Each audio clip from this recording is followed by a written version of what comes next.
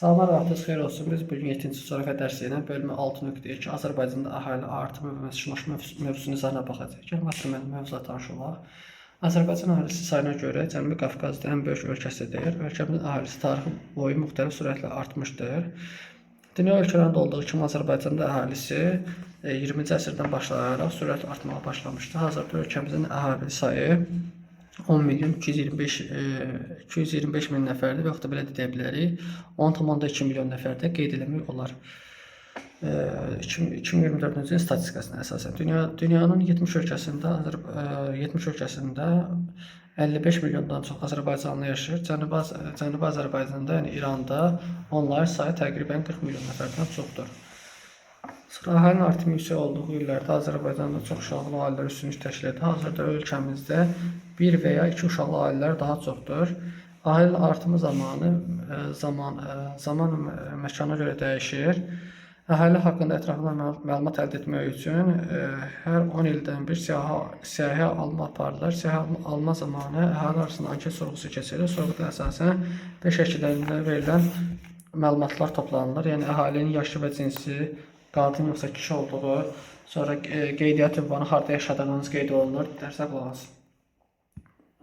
Qeydiyyat ünvanı qeyd olunur, sonra təhsil səviyyəsi, yəni orta, ali, sonra magistrant, doktorant səviyyəsindəki hansı təhsil səviyyəsi olduğu qeyd olunur, ailə tərkibi qeyd olunur, ailədə neçə nəfər var, iş yerlərdə qeyd olunur, harda işləyir, işsizlər varmı, bunları qeyd olunur və milli və dini mənsubiyyətdə burada qeyd olunur. Sonra məlumatlar toplanır, siyahı almadan sonra bu məlumatlar təhlil edilir və müxtəlif sahələrin inkişafına əsas götürülür. Sonra gəlin fəaliyyət suallarına baxaq. Fəaliyyət suallarında deyir ki, anket sorğusu nə üçün 5 şəkildə qeyd olunan suallar verilir? Hansı suallar əlavə edilə bilər? Qeyd edilmişdir ki, baxın. Burada əhalinin yaşı və cinsi, yəni hansı cins daha çoxdur, hansı cins daha azdır, yəni qadın çoxdurmu, kişi çoxdurmu, sonra qeydiyyat ünvanı, harda əhali qeydiyyat daha çoxdur, harda qeydiyyat azdır, təhsil səviyyəsi necədir ölkədə, yəni ailə tərkibi, yəni çox uşaqlı ailələrmi varmı, az uşaqlı ailələr daha çox üstünlük təşkil, iş yerləri, işsizlərin sayı çoxdurmu, azmıdır, bu həmçinin milli və dini mənsubiyyətdə burada qeyd olunur. Siyahı alma zamanı əldə edilən bilgilər hansı sahələrdə istifadə oluna bilər? Əhalinin yaş və cins tərkibində, sonra təhsil səviyyəsinin ölçülməsində, yəni ölkədən ölkəyə qədər uşaq bağçası, məktəbə qədər təhsil müəssisəsi lazım olduğu burada qeyd araşdırıb tapıla bilər. Sonra baxaq, ailə tərkibi, ailələrin demoqrafik vəziyyəti burada müzakirə oluna bilər. Sonra iş yerləri, əhalinin sosial rifahında bu məlumatlar istifadə oluna bilər. Milli və dini mənsubiyyəti, əhalinin etnik tərkibi və rəngkarənglik burada necə müzakirə edilir, ön plana çıxardıla bilər. Sonra üçə baxaq, A qrafikinə əsaslı suallar cavablandırır. Baxın, bu bizim A qrafikimiz. A qrafikimiz, fikir versiniz A qrafikinə. A qrafikinə baxaraq və görək buradan hansı suallar cavab verə bilərik? Hansı illərdə əhalinin sayı azalmışdır? Bu nə ilə bağlı ola bilər? Fikir verirsə 1897-ci ildən başlayaraq fikir verirsə 1920-ci illərdə əhali azalıb. Bu da 1-ci Dünya müharibəsi illərinə təsadüf edir. Daha sonra isə 1940-1950-ci illər arası təsadüf edir. Bu da 2-ci Dünya müharibəsinə təsadüf edir. Yəni müharibələrdə bilirik ki, kütləvi insan tələfatı baş verir və əhali azalmağa doğru gedir. Yəni əvvəlki dərslərdən biz qeyd keçmişdik. Əhalinin tələb artımı təsir edən amillərdən biridir. Sonra baxaq, B-yə baxaq, hansı ildən etibarən əhalinin sayı davamlı olaraq artmağa başlamışdır. Əhalinin tələb artımı fikir verirsə 1960-cı ildən başlayaraq əhalinin tələb artımı artmağa başlamışdır və 2019-cu ildən isə sabitləşməyə başlamışdır.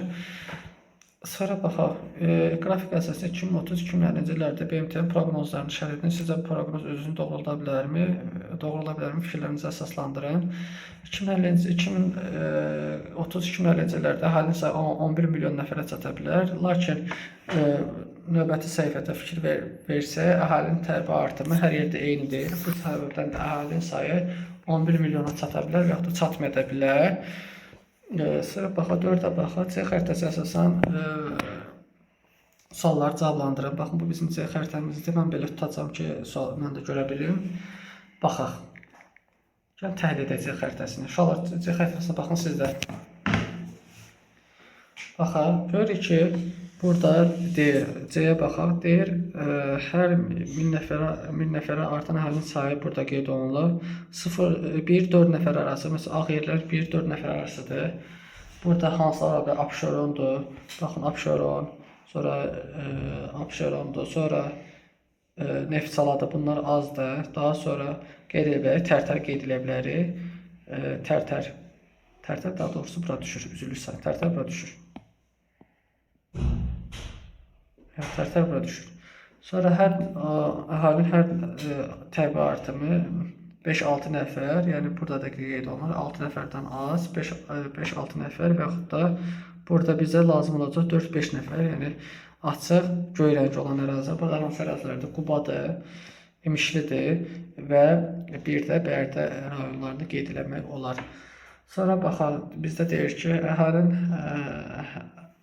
hər 1000 nəfər 6 nəfərdən çox olduğu ərazi, hansı ərazi ola bilər? Bu təbii ki, Sabirabad ola bilər, fikir verirsə, hardasa açıq göy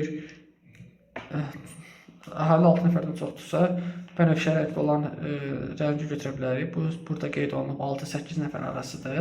Biz burada qeyd edə bilərik Sabirabadı, Leriki və Biləsuvarı burada qeyd eləmək olar. Ondan sonra deyir ki, ən çox olanlar isə Qobustan, Yardımlı və Cəllabadını biz burada qeyd edə bilərik. Gəl dərsimizə davam eləyək. Baxaq. Əhalinin təbii artımı faiz yanaşır. Onun hər 1000 nəfərə düşən doğulanlar və ölənlər arasındakı fərqlər də ifadə olunur. Təbii artım ölkəmizdə həm məkana görə dəyişir, yəni ölkəmizdə təbii artım hər yerdə eyni deyil, qeyri-bərabərdir. Məsələn, Cəlilabadda əhalinin təbii artımı hər 1000 nəfərə 12-14 nəfərdirsə, yəni çox yüksək nəticə göstəricidir. Bu Şahbuzda isə 1-4 nəfərdir, yəni az göstəricidir. Naxçıvan, Lənkəran, Naxçıvan, Kurazovalında isə bəzi rayonlarda əhalinin təbii artımı yüksəkdir. Fikir verirsə, bu bölgələrdə də belə, Naxçıvanda, məsələn, Şahbuzda əhalinin Naxçıvanda, Şahbuzda və Ordubadda əhalinin təbii artımı 1-4 nəfər arası dəyişir. Digər ərazilərdə isə əhalinin təbii artımı 5-6 və bəzi ərazilərdə isə 6-8 nəfər arası dəyişir təbii artımı. İllik təbii artımı nəzərdə tutulur. Yəni 1000 nəfər olan və Kurazovalında da eyni şəkildə. Sonra baxaq.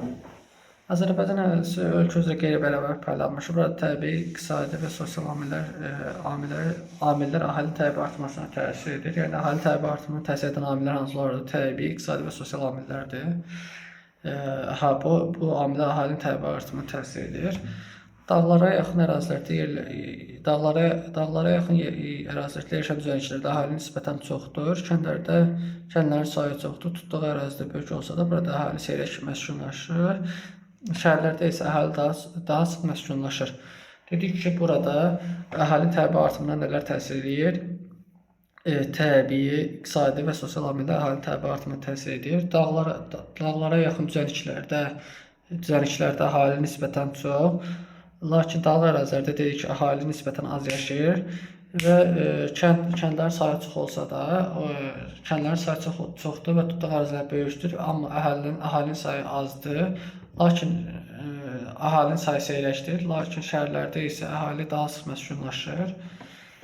Daha sonra 5-ə baxaq, deyir ki, D xəritəsi əsasən sıxlığa görə rayonların cədvələ uyğun qruplaşdırın. Baxaq, gəl D-yə baxaq uşaqlar. D-yə baxaq uşaqlar.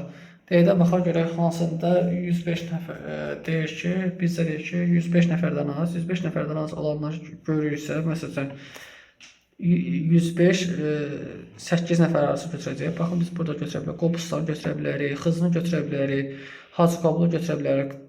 Sonra Şərqi Zəngəzur iqtisadi rayonunda yerləşən Laçın, Kəlbəcər, Qubadlı və ona yaxın əraziləri qeyd eləmək olar. Həmçinin burada biz qeyd edirik, Şahbuzu qeyd eləyə bilərik və digər rayonları biz burada qeyd eləmək olar. Əhalinin sıxlığı 105 nəfərdən çox olan bölgələrimiz isə hansılardır? Bakı şəhərinin Abşeron yarımadasını, Sonra Gəncəni qeyd etmək olar, Gəncə şəhərini qeyd etmək olar, Lənkəran şəhərini qeyd etmək olar və digər şəhərlərin, həmçinin Naxçıvanı da qeyd etmək olar. Sonra 6-ya baxaq, deyir ki, Tovuz rayonunda 2023-cü ildə əhali hər 1000 nəfər arasında doğulanların sayı 13, ölənlərin sayısı 7 nəfər olmuşdur. Əhalinin təbii artımı hesablayın və cavabın doğruluğunu C xəritəsində müəyyən edin. Amma bu bizim C xəritəmizdir və C-yə baxaq uşaqlar.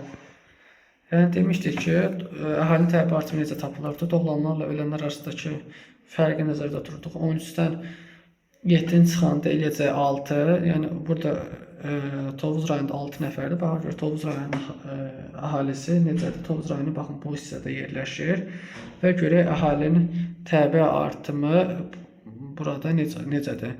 Baxın Tovuz rayonunda fikir verirsə, əhalinin təbii artımı əsasən fikir verirsə, yəni 5-6 nəfər illik təbii artım müşahidə olunur. Yəni əsasən məsələyə əsasən də cavabımız düzdür. Yəni 6 nəfər təbii artım müşahidə olunur. Yəni Tovuz rayonunda bəzi hissələrində əhalinin təbii artımı isə, bəzi hissələrində isə təbii artım aşağıdır. Bu da ərazinin yerləşməsi ilə bağlıdır. Sosial tədqiqatda ailənizlə, qohumlarınızla, dostlarınız arasında siyahı alma, anket sorğusu bəndləri uyğun sorğu keçir, nəticələrlə bağlı müzakirə aparın. Bu sizin müstəqil işinizdir. Özünüz ailənizlə, dostlarınızla, qohumlarınızla bu sorğunu həyata keçirdir. Müəyyən nəticələrə gələ bilərsiniz. Dərsiniz üçün təşəkkür edirəm. Gələn videoda görüşəndək hələlik.